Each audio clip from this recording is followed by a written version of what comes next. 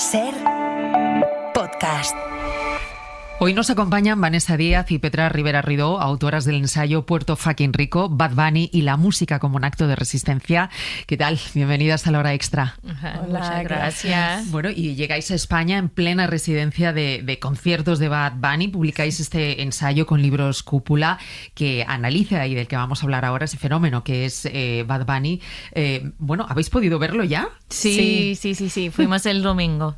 Fue lindo el concierto, un público muy animado. Y muy entregado, ¿no? Yeah. Bueno, hay una polémica, no sé si habéis podido verla o, en prensa, si habéis podido ver en redes, que se ha levantado cierta polémica, apenas lleva un par de conciertos en Madrid y otro par en Barcelona, pero con lo que está pasando con las chicas que bailan en la casita. Bueno, pues hay mujeres que responden a cierto canon y, bueno, al final es verdad que responden un poco a ese canon normativo del modelo del género urbano. No sé si os choca, no sé cómo estáis viendo esta polémica, no sé si creéis que es algo contradictorio que un personaje como Bad Bunny tan político y que él mismo ha desafiado los propios roles de género, ¿no?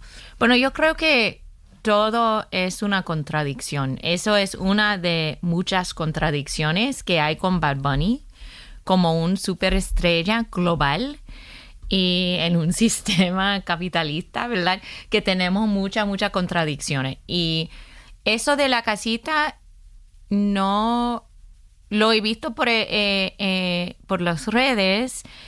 Es interesante. Yo no sé cómo escojan las personas para la casita, aunque hay varias personas que son personajes públicos como atléticos, dice atleto, celebridades de varios tipos, pero los demás no sé cómo se escojan. Yo creo que también es muy difícil distinguir between entre los que son bailarines de él y los que son los invitados, porque sí. Enfrente los que hay muchos que son los bailarines que obviamente son parte del equipo y bueno, son bailarines, no todos se ven iguales, hay diferentes personas, pero entiendo el sentido y entiendo la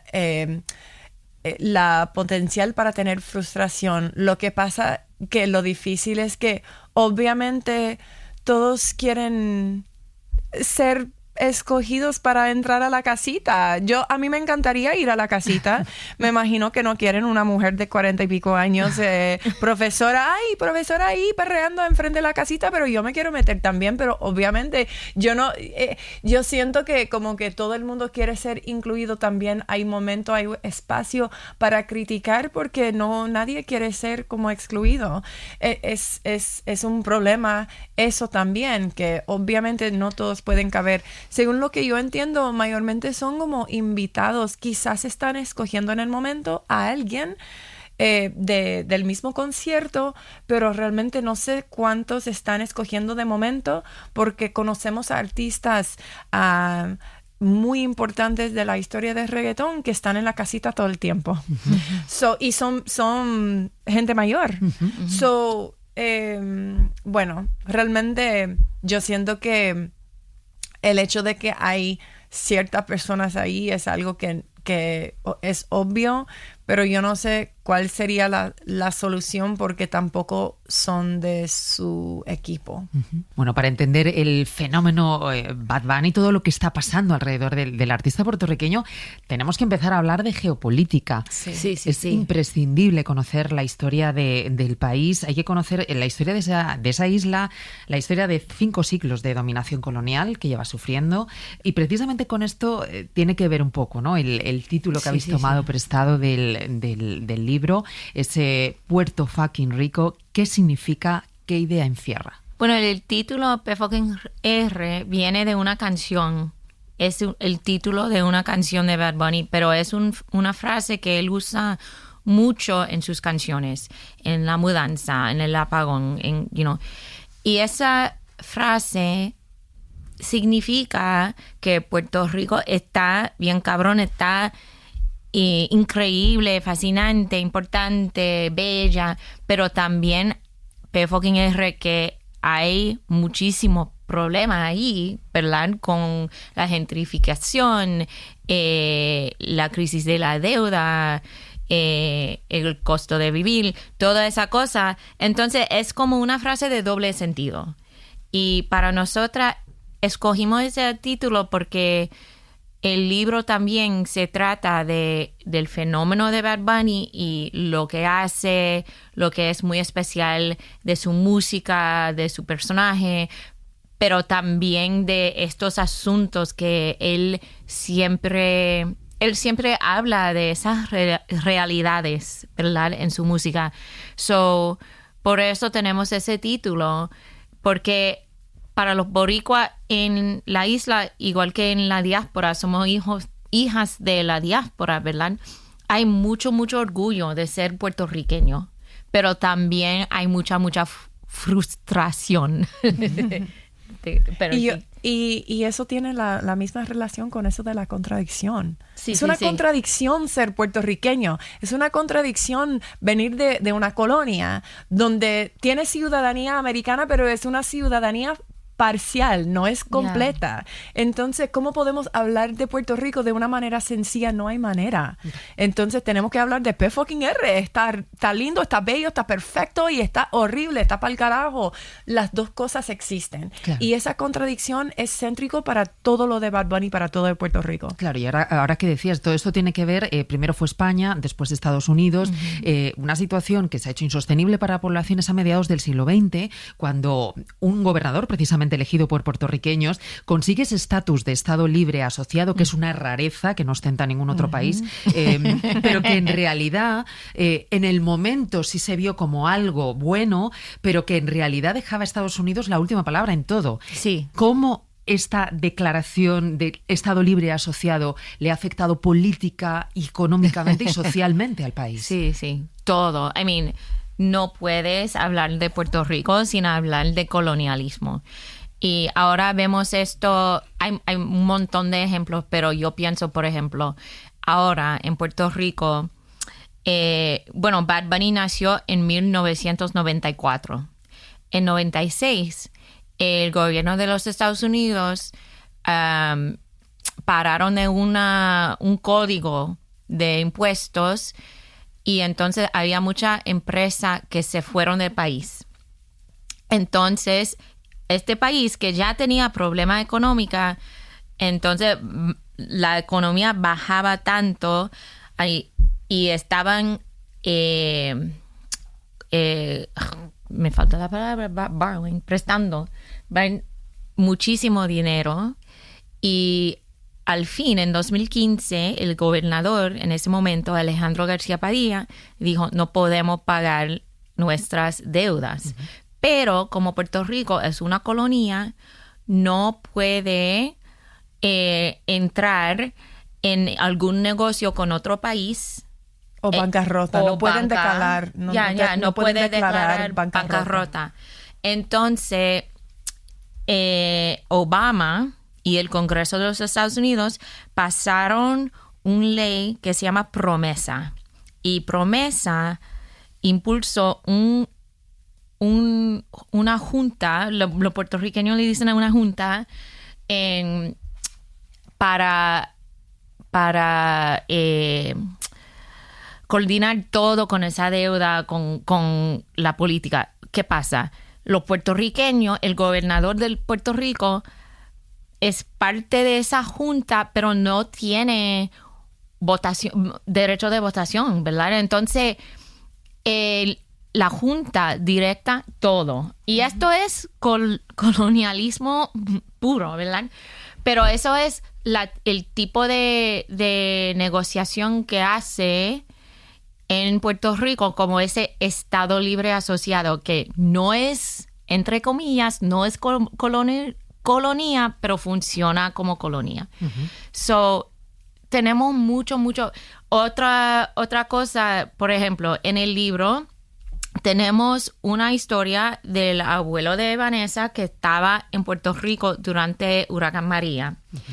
Y no sé si tú quieres dar, porque es tu historia. ¿Qué parte de la historia? Pero una cosa, cuando pasó María, había muchos países que querían ayudar a la gente, llevar recursos, todo eso. Y hay una ley que dice que cada bota que viene a Puerto Rico tiene que venir de los Estados Unidos. Entonces, habían botas de Venezuela, de República Dominicana, allá en el mar, y no podían entrar a Puerto Rico a causa de esa ley colonial. Entonces, con el abuelo de Vanessa, él podía salir del país en un crucero privado de Royal Caribbean, no de una bota del estado, right? So, estas cosas son ejemplos de cómo en la vida cotidiana todo viene del colonialismo.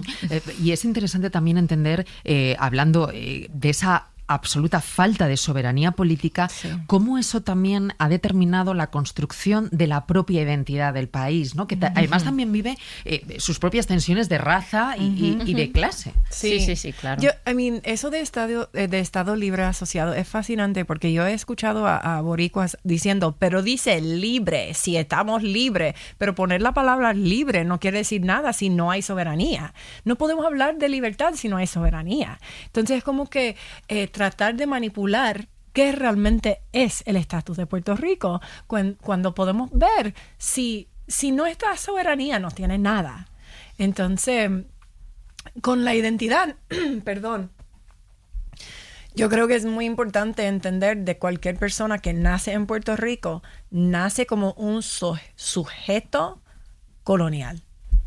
Y por eso cuando hablamos de Bad Bunny es como que no podemos hablar de Bad Bunny sin hablar de la historia de Puerto Rico, sin hablar de colonialismo, porque uno nace bajo esas condiciones y esas condiciones forman el personaje. Sí, ¿no? ¿Y qué importancia tiene la diáspora? Vosotras, que sois hijas de la diáspora puertorriqueña, ¿qué importancia tiene? Ay, una importancia grande. Ahora hay más puertorriqueños en los Estados Unidos que en Puerto Rico, ¿verdad?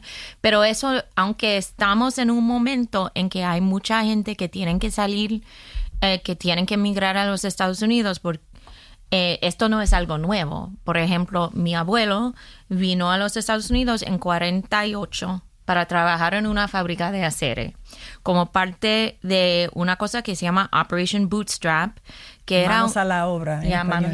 Que era un programa del Estado y varias empresas para llevar a trabajadores puertorriqueños a los Estados Unidos. Y por eso mi familia está en Ohio, en Lorain, Ohio, donde hay una comunidad bien grande. Pero esto siempre, la diáspora, la cosa interesante que es un poquito distinto para puertorriqueños, como dijo Vanessa, son ciudadanos de los Estados Unidos. Entonces pueden ir a los Estados Unidos y regresar. Estas cuestiones de inmigración que muchos latinos tienen, los puertorriqueños no tienen. Entonces esto de va y ven, de ir y regresar, entonces ha impactado mucho la cultura de Puerto Rico. Pero como dije, esto no es algo nuevo. Aunque la misma bandera de Puerto Rico fue diseñado y hecho en Nueva York, sí. Right? La salsa, el reggaetón, toda esa música tiene influencia de la diáspora, contribuciones de la diáspora. Entonces, sin embargo, hay tensiones entre puertorriqueños en la isla y puertorriqueños en la diáspora, pero la diáspora sí forma una parte bien clave de la nación. Solo quiero añadir que yo creo que es algo que ha sido muy importante en el último disco de Bad Bunny, hablar más de en canciones como La Mudanza, que realmente aclarar la relación entre la diáspora, que cuando hablamos de migración de Puerto Rico, yo no quiero decir que quizás hay gente aquí en España que está viviendo aquí de Puerto Rico por gusto, quieren vivir aquí. La mayoría de las personas que yo conozco, incluyendo a mi familia, cada migración ha sido una migración forzada. No ha sido por gusto, por deseo, nada. Ha sido forzada. Entonces, yo creo que más gente boricua, siendo jóvenes de la isla de Puerto Rico, viendo que su propia familia, sus amistades en los últimos 10 años, durante su vida, se han tenido que ir no porque quieren. Y entonces yo creo que hay una conciencia creciendo y él está plantando eso en las canciones, en los videos, en los cortometrajes, de que la gente no se quiere ir. Se están yendo porque el país es una colonia y la gente se tiene que ir porque se están muriendo de hambre, de no tener corriente, de todas esas crisis. Y como decíamos, esa reivindicación que hace Bad Bunny, realmente la isla tiene una historia de reivindicación a través de la música, de la danza también como instrumentos de protesta, y que de alguna forma lo que hacen es ocupar ese espacio de identidad que no pueden ocupar sin soberanía política, ¿no? Hay una historia, hay un largo recorrido del que bebe Bad Bunny. Estas son algunas pinceladas que yo creo que son interesantes. La historia del país es muchísimo más compleja y rica, y es simplemente poner unas bases para tener algo de idea a las personas que nos estén escuchando. En cuanto a referencias musicales, tú le decías antes, Petra, hay que hablar desde la salsa hasta el underground y el reggaetón. Por ejemplo, hitos como el que supuso en 2004 el éxito mundial de Daddy Yankee con Gasolina, ¿no? A hablarnos un poco de lo que ha sido toda esa historia de música y de danza reivindicativa, y que son las bases y las fuentes de las que bebe Bad Bunny. Sí. Bueno, yo creo que hay mucho que decir. Podemos hablar desde el principio de Puerto Rico. Podemos hablar un poquito de, en general, la música y el baile forma parte de la política en Puerto Rico, forma parte de la resistencia en Puerto Rico. Por eso llamamos el libro Bad Bunny, la música como un acto de resistencia. Entonces, en este disco, por ejemplo, en Debí Tirar Más Fotos, vemos él tiene género como bomba, que es un género que surgió en Puerto Rico de comunidades afrodescendientes durante los tiempos de esclavitud. Es un tipo de música, un género de música que toca tambores y hay un bailarín y el tambor sigue los movimientos de los bailarines, y entonces es una música de comunidad que toca en vivo, también creó espacio para hacer como insurrecciones, ¿verdad? Sí. Entonces, en varios momentos en la historia, la bomba estaba prohibido, right? La plena, que viene con, él tiene Los Pleneros de la Cresta, esta canción Café con Ron, es de un género que se llama plena, era el periódico del pueblo, right? Era un género también de afrodescendiente, tocando en vivo, y la letra era cosas que están pasando día a día en Puerto Rico. So, todos esos géneros son géneros de música muy, muy divertidos, puede bailar, puede gozar, pero también tienen esos mensajes. El reggaetón, fast forward como un siglo. Pero el reggaetón, mucha gente no sabe que antes de Gasolina, en 2004, el reggaetón ya había en Puerto Rico como 2 décadas o 1 década y media. Y porque empezó en vivienda pública que se llaman caserío en Puerto Rico. Es una fusión de dancehall jamaiquino, el reggae en español de Panamá, hip hop norteamericano, y es música de fiesta, ¿verdad? La mayoría de las canciones son de fiesta, pero también hablaron de la discriminación como gente negra de los caseríos, gente de barrio pobre, la violencia, la droga. Entonces era música de resistencia. Y además, en la historia del reggaetón, el gobierno de Puerto Rico trató de censurarlo. Por ejemplo, en 1995 había un esfuerzo y sacaron todos los discos de reggaetón que estaban en Puerto Rico.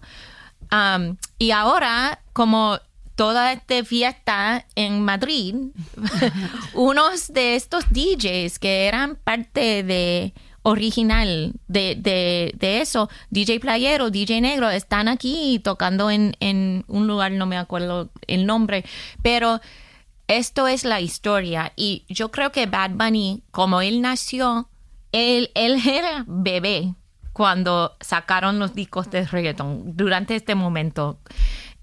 Pero él es parte de una generación que se creció cuando el reggaetón ya era parte de la industria musical. Entonces yo creo que eso deja que Bad Bunny experimente un poquito, hace cosas diferentes con el género, fusiones diferentes con el género.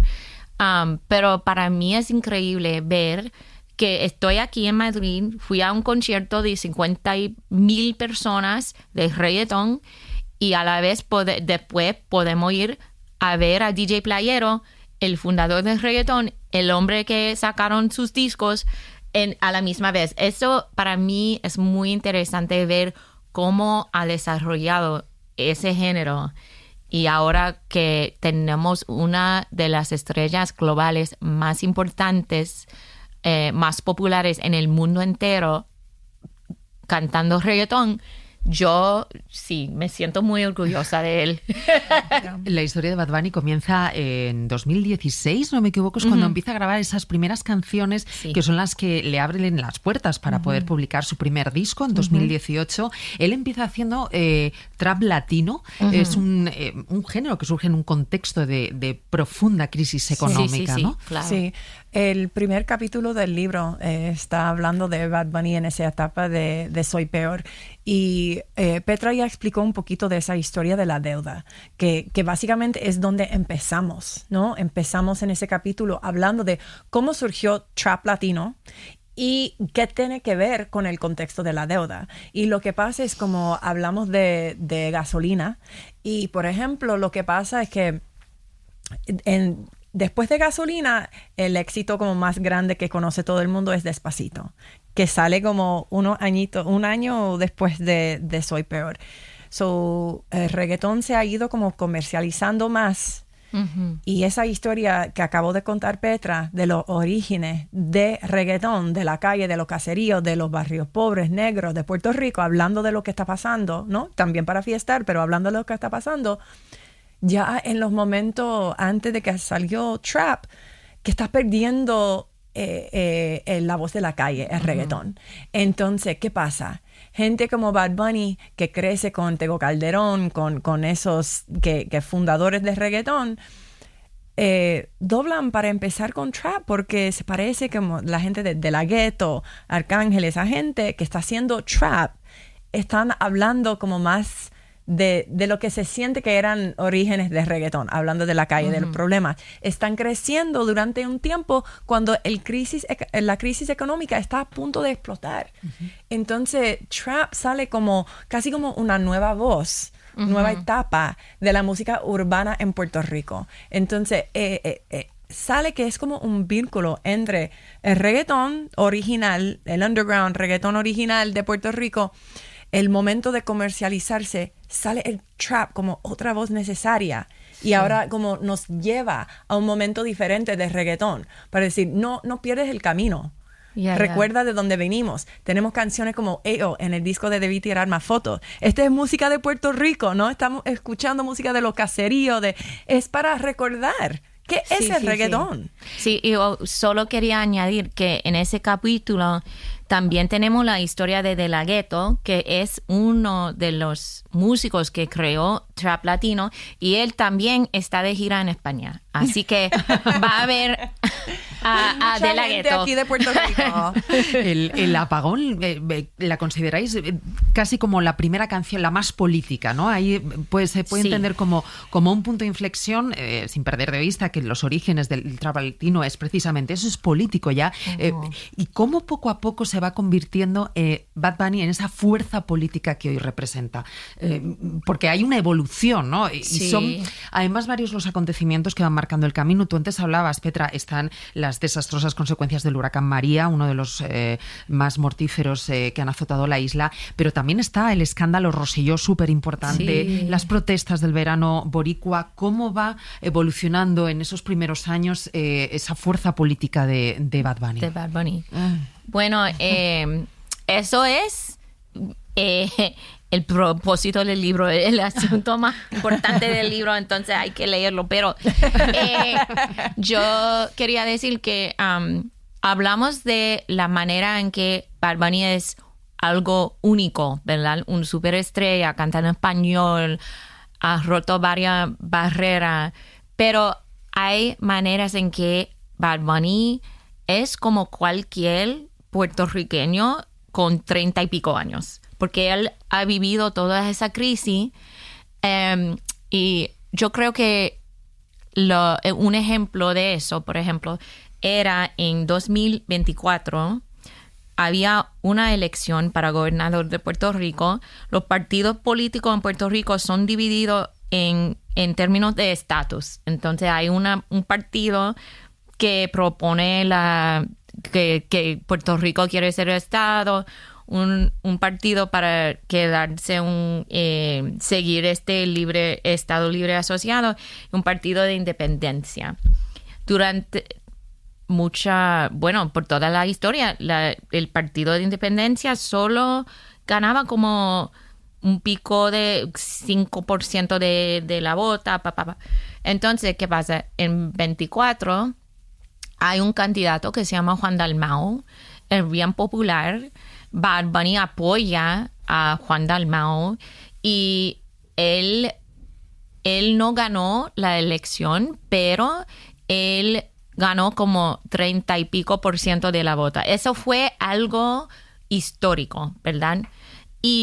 Pero eso, Bad Bunny apoyaba a él, pero vemos que la gente joven de Puerto Rico eran las personas que votaron por Dalmau, que participaron en la campaña. Son gente de su generación. En ese momento yo creo que Bad Bunny representa o es portavoz para su generación en Puerto Rico, que quieren algo diferente y quieren imaginar un Puerto Rico nuevo. No sé lo que va a pasar, pero you know what I mean? Es que él es como en esa manera, porque había gente que dice, bueno, la gente votó por Dalmau porque Bad Bunny hizo eso, pero esto no puede ser porque él ganó tanto de porcentaje de la votación que no puede ser que solamente el efecto de Bad Bunny. Y yo creo que eso representa cómo su generación ha desarrollado en toda esa crisis viviendo y también no solo la cuestión económica, pero también María, que fue algo muy importante, cambió la historia de Puerto Rico. Han sido menos de 10 años. En menos de 10 años ha conseguido una carrera absolutamente meteórica. Se convierte en un auténtico ídolo mundial, encarnando, como decías, ¿no?, ese concepto universal de identidad y de pertenencia, que además lo hace como extrapolable, ¿no?, a otros territorios. No hace falta que seas latino, no hace falta que solo seas de Puerto Rico. Es una bandera que ondea muchísima gente alrededor del mundo, y quizás es la clave de su éxito, ¿no?, el haber conseguido eso.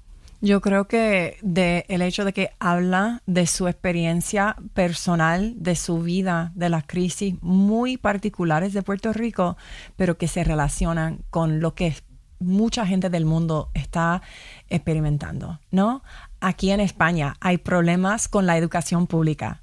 Aquí en España hay problemas de vivienda. Hay problemas de todo eso que se siente en el contexto de la música de Benito, muy particular, pero todo el mundo se siente esas crisis. Hay muchas partes del mundo ahora donde la gente está siendo forzada para mudar de su país. Entonces, ese miedo de perder la cultura que él habla en canciones como Lo que le pasó a Hawái, ese es algo que, aunque habla de algo muy particular, tiene referencia para realmente casi todo el mundo. Entonces yo creo que resuena por eso y también entonces convierte como en un símbolo lo que está pasando en Puerto Rico, como es un ejemplo, es una islita chiquita, pero mira la historia y mira qué podemos aprender de lo que ha pasado allá. No queremos lo que pasó allá en Hawái para Puerto Rico y tampoco para otras partes del mundo tampoco, ¿no? Él ha marcado muchísimos hitos, ese Grammy a un disco cantado íntegramente en español, el primer artista latino en abrir Coachella, por supuesto la Super Bowl, lo que supuso la Super Bowl, tanto se habló, siempre cantando en español, es en non-English, contáis esa anécdota, está muy bien. Hacerlo en algunos entornos se le ha criticado o se ha hablado un poco que el hacerlo, en el caso de la Super Bowl, era un poco venderse como al discurso mainstream, ¿no? A lo mejor habría sido preferible haber rechazado, ¿no?, su participación como en señal de protesta, o a lo mejor hay que entenderlo como que hacerlo le permite plantear directamente esos cuestionamientos. Él nos enseñó, a todo el mundo enseñó mucho más historia de Puerto Rico, de la cultura de Puerto Rico, del baile de Puerto Rico, de los símbolos de Puerto Rico, que en todo el mundo, mira, saben más ahora que sabían antes. Y él tiene que aprovechar de ese espacio para compartir de su cultura. Enseñó tanto que tenemos que, de mi punto de vista, es como fue un momento para educar a la gente. Sí. Y aprovechó el momento. Y eso, él siempre hace eso con su plataforma. Igual que en Coachella. En Coachella yo trabajé con el equipo para Coachella y hicieron videos sobre la historia de la música latina, la historia de la música de reggaetón, para mostrar en Coachella, ¿verdad? So, él es un maestro, siempre usando su plataforma para educarse a la gente. Entonces, yo estoy de acuerdo con Vanessa. Si él no hiciera el Super Bowl, todavía habríamos problemas, right? Like, eso no es solución moverse del discurso. No voy a decir nada. ¿Y qué se arregla esto? Pues Vanessa, Petra, ha sido un placer. Recomendamos leer este ensayo interesantísimo y sigamos disfrutando de la música de Bad Bunny. Muchísimas gracias. Muchísimas gracias. Para no perderte ningún episodio, síguenos en la aplicación o la web de la SER, Podium Podcast o tu plataforma de audio favorita.